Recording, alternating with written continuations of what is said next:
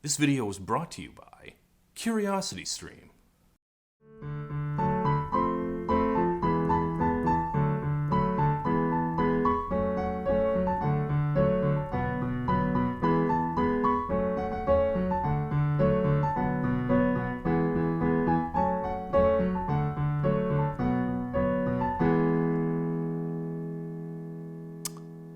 Welcome back to One Hit Wonderland, where we take a look at bands and artists known for only one song. So, that song I was just playing, you recognized it, right?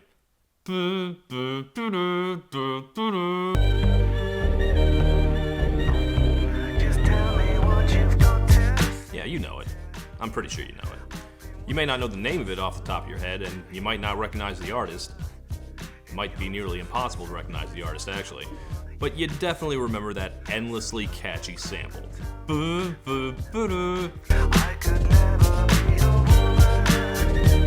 And for the record, it is not the Imperial March from Star Wars, believe it or not.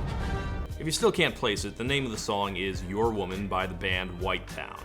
And that riff propelled it up the charts in 1997, all the way to #1 in the UK. Not quite so big in America, but big enough.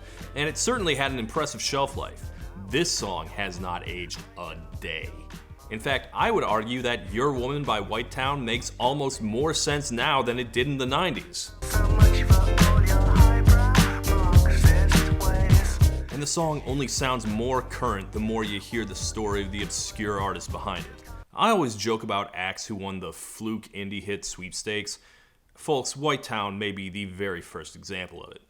It is definitely not one of the goofy alt-rock novelty hits of the early 90s, that's a different breed of song. Those were much wackier and dumber. But this song, Your Woman, was a near-genreless mashup of pop, rock, and electronica, made by a guy who was at the time a complete fucking nobody, made with cheap recording equipment in his bedroom, and yet somehow managed to conquer the world just because it was that catchy a tune. I feel like I'm describing a TikTok artist from this year, not the 90s. This song was a billion years ahead of its time. And yet, like so many of the fluke indie hits to follow, the man behind the song remained obscure. Perhaps intentionally so. I mean, I don't see him anywhere. Where is he in this video? That him? Or even her? Wait, there he is. I can barely make him out. Who is this guy? Where did he go? And why couldn't he be your woman? You know, besides the obvious.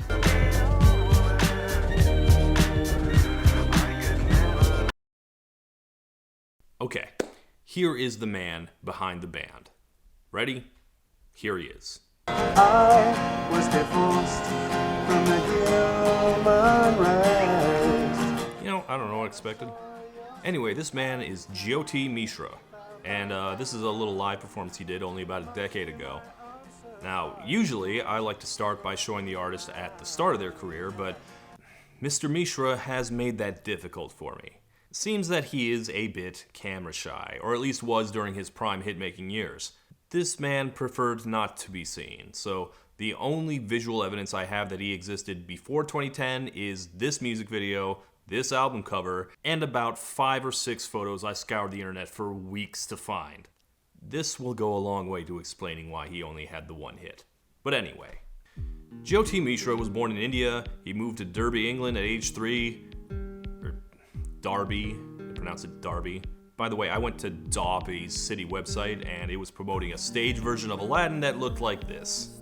People ask Mishra why his band is called White Town. Well. Yes, Mishra has said that the name comes from his difficult experiences growing up in an extremely white fucking town, which was not easy. But like so many bullied nerds before him, he found solace through indie rock. He started off on synthesizers, but then he discovered the Pixies and bands like that, and he switched to guitars.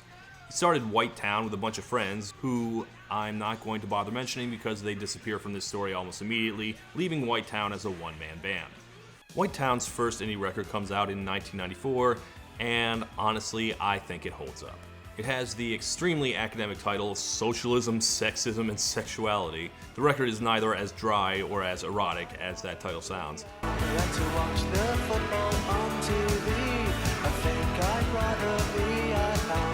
It's actually just a pretty solid British indie pop album, so if you like the Smiths but don't want to reward Morrissey while listening to him, this is a pretty decent substitute. Legendary indie rock tastemaker John Peel once played White Town on his radio show, but that unfortunately didn't really go anywhere for him. He was over 30 at this point, and after 10 years with no major label interest, he was about ready to give up. But interesting things started happening when he discovered a new instrument, the sampler. One major development in 90s music is that with the rise of computers and Pro Tools, it got way cheaper and easier to make quality recordings. Digital audio workstation is definitely here to stay. And soon, even some major label artists on the cutting edge, like Garbage, Beck, the Beach Boys, were making entire records with just digital audio workstations rather than the more traditional methods. But while some major acts were trying it out, it was most especially a godsend to people like Mishra, who did not have access to expensive studios. In 1996, Mishra was armed with a cheapo microphone, an 8-track recorder, a sampler he borrowed from his girlfriend, and some editing software that came free with a magazine subscription. Oh, and one half-remembered hook he had floating around in his head. My woman as mean as she can be. My woman, she makes a fool of me. Okay. In case you didn't recognize him right away, this is of course the late great Bob Hoskins in his breakthrough role, the 1978 BBC miniseries Pennies from Heaven. But you didn't know he sang, right? You know he doesn't. Singing ain't my line. It's tough to make a rhyme. The conceit of the show is it's a jukebox musical where the actors lip-sync songs from the 30s. The song Hoskins is lip-syncing there is Al Bowley's 1932 recording, My Woman. And the relevant part of it comes from right at the beginning, so let's rewind a bit. What do you mean there isn't time? I know there isn't. Don't ask me how. I just know. Now that's a familiar little trumpet hook, isn't it? Told you it wasn't the Imperial March. Although, this miniseries aired just a couple years before the March debuted in The Empire Strikes Back. Curious. I don't know if the great John Williams was into British television, but somebody should ask. Anyway, flash forward 18 years and Mishra still had that muted trumpet riff stuck in his head, and he figured something that catchy might make a good sample. Good instincts. I don't actually know how to verify this, but Your Woman by White Town is probably the first hit song entirely recorded in some guy's bedroom. Now these days, bedroom pop is its own genre, /aesthetic, /attitude, and so on, and its stars are some of the hippest, hottest young names in music. Feels weird to say that, Phineas and Girl in Red and all those people owe a huge debt to some close to anonymous South Asian nerd 25 years earlier, but he basically pioneered their technique and arguably their sound. Everything about Your Woman, the slick DIY groove, the gender-bending lyrics, the production, all of it sounds very modern to me.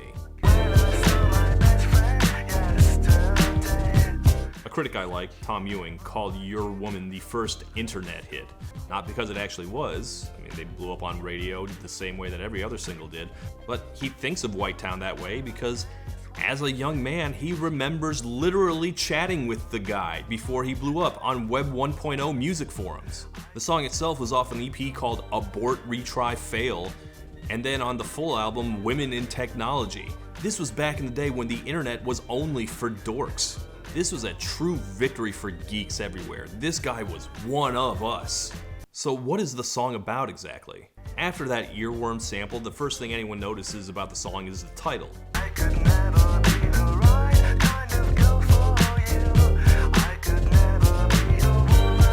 Why can't he be your woman? This is a man singing, right? What's that about?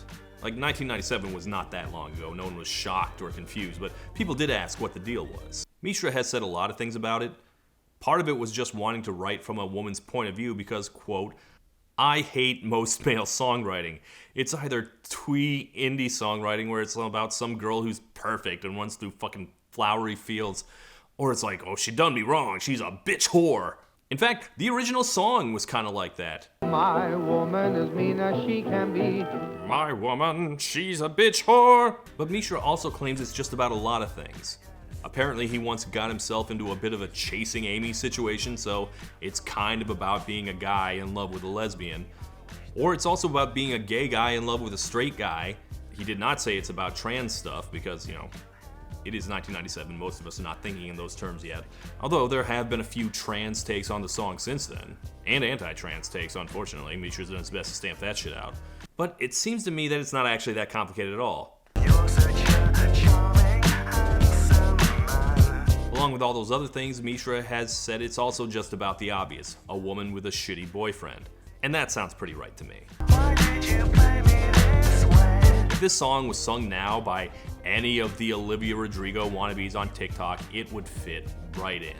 Mishra has all his life been active in various left-wing and Marxist politics, and this whole line sounds like he has closely observed some leftist romances.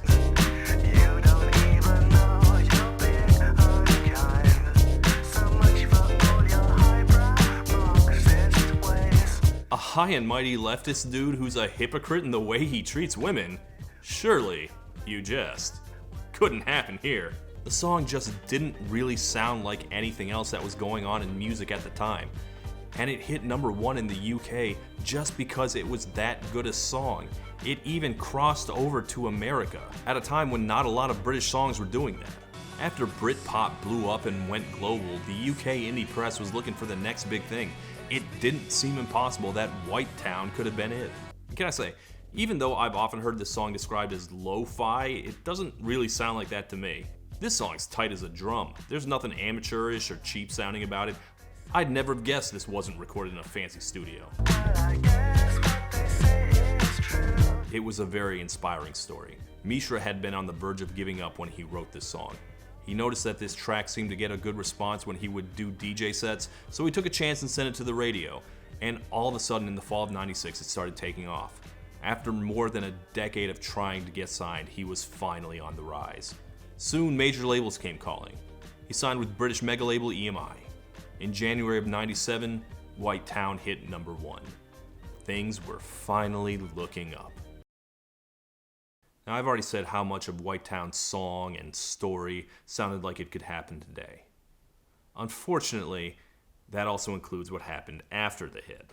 White Town got scooped up by a major label, and Mishra said that he was scared that a bunch of cigar-puffing suits and marketing dweebs were going to come in and try and change his sound, his look, make him sell out. That would have been better than what he got instead, which, according to him, was A, nothing, and B, incompetence. The second single was called Undressed.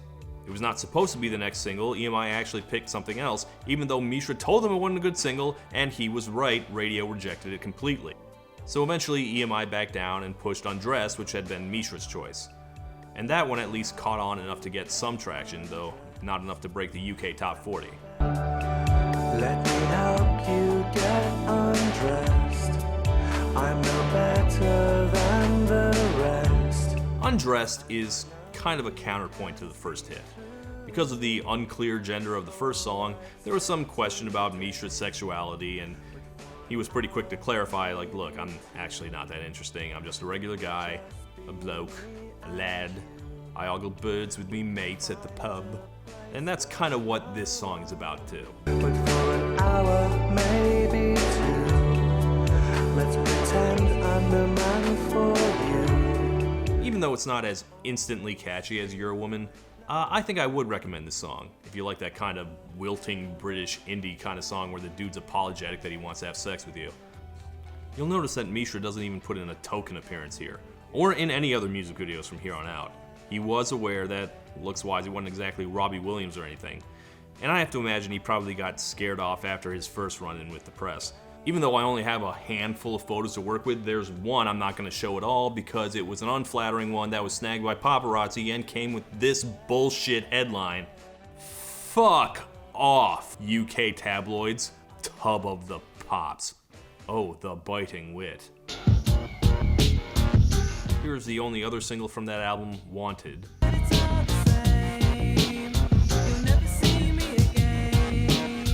As you may notice, Jyoti is not only not in this video, he's not even singing. He decided to have an actual woman sing this one, which had to have been confusing in 1997. Like, a big problem Mishra had with EMI is that they just had no idea how to promote an act that was kind of an indie band, but also kind of an electronica act. That would become a completely normal thing within like a couple years, but apparently this was too difficult to process in 1997. Like, you forget, but electronica used to be very controversial with the rock crowd.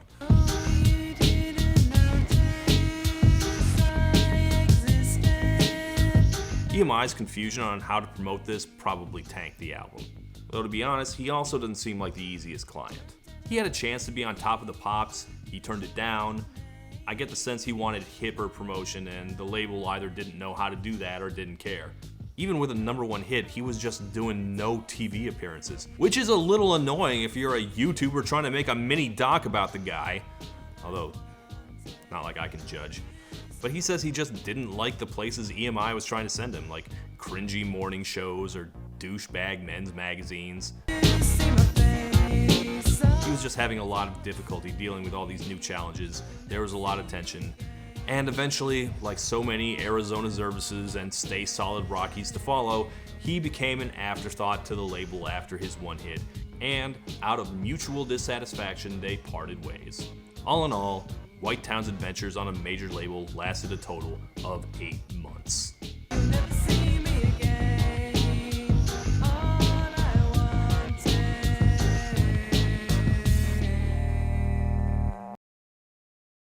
Well, he certainly never troubled the pop charts again on either side of the Atlantic. It was strictly back to the indie labels for him. But lots of bands take their one fluke pop hit and go on to become beloved cult acts. That doesn't seem to have happened for White Town.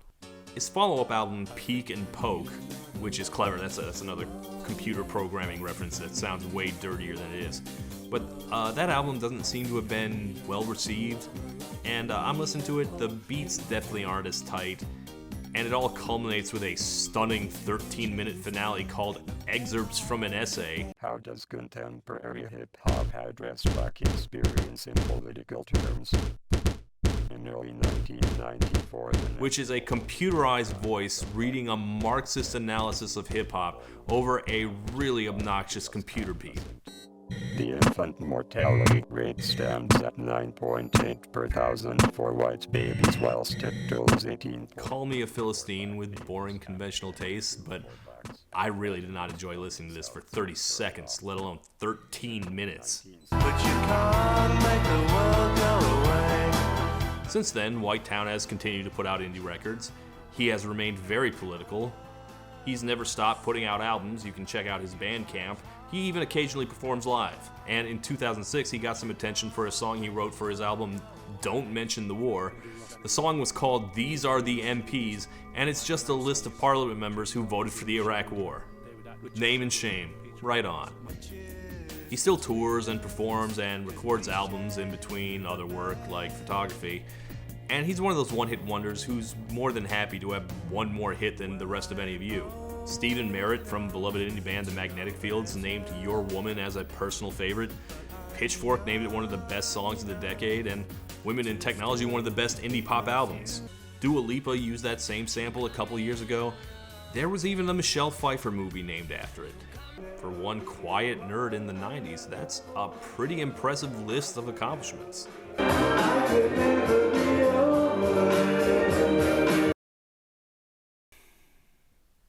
Yes. I feel like with proper support, White Town could have been something really special.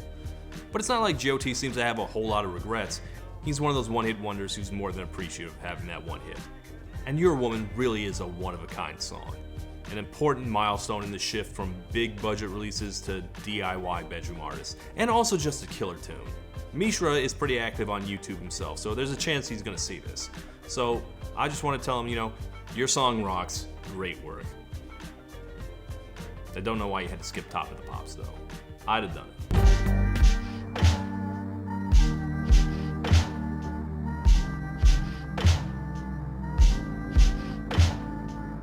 Thank you for watching. And while we're talking about the 90s and computers, there's no doubt that computers have changed our lives, but if you're curious about how it got to that point, I recommend Triumph of the Nerds, a PBS miniseries that tracks the history of the PC up from its invention through the 1990s. That's Triumph of the Nerds, and if you want to check it out, you can at CuriosityStream. Go to curiositystream.com/ToddInTheShadows, and you will get an entire year for just $14.79. That's nothing. Not only is that a 26% discount on the regular price, you will also get free access to Nebula, a streaming video platform built for and by independent creators like H-Bomber Guy, Adam Neely, and myself. So you will get all the high-budget premium content you get on CuriosityStream, plus all the independent video creators on Nebula. Once you use the code and get CuriosityStream, you'll get a welcome email from Nebula giving you access, and you'll have access to both services. So sign up now, click the link in the description, and enjoy. Thank you for listening, and good night. Yes, what they say is true.